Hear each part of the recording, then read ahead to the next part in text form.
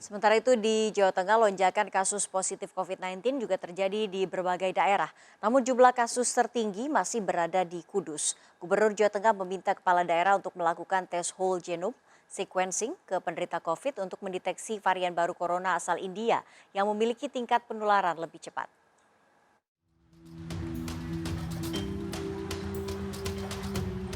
Kabupaten Kudus masih menjadi epicentrum penyebaran COVID-19 di Jawa Tengah. Yang terbaru, 28 pasien COVID-19 yang dirawat di RSUD Lukmono Hadi Kudus positif virus corona varian baru B1617 atau virus Delta India. Pemeriksaan didapatkan dari 34 sampel pasien COVID-19 yang diperiksa.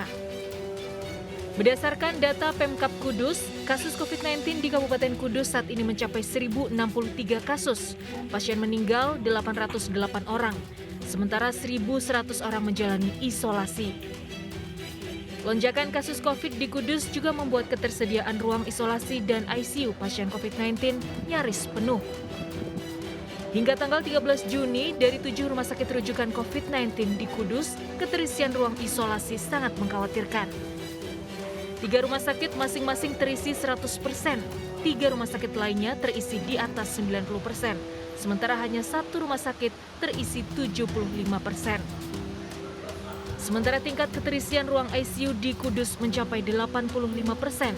Dari 7 rumah sakit, 3 diantaranya terisi 100%, sementara 1 rumah sakit tidak memiliki ICU. Mengantisipasi sebaran varian corona Delta India yang ditemukan di Kudus, Gubernur Ganjar Pranowo menginstruksikan seluruh kepala daerah melakukan tes whole genome sequencing ke penderita COVID di daerah masing-masing. Ganjar meminta seluruh bupati dan wali kota waspada dengan munculnya varian baru virus Delta India yang lebih cepat menyebar. Maka saya minta para bupati sekarang kalau lagi lakukan sampling, ambil sampel, tolong juga diambil sampel untuk dilakukan genome sequencing test ini. Sepertinya perkembangan dari satu titik yang ada di Kudus dan kemudian di daerah sekitarnya menjadi merah, rasa-rasanya ya hipotesisnya berarti semua berhubungan dengan Kudus.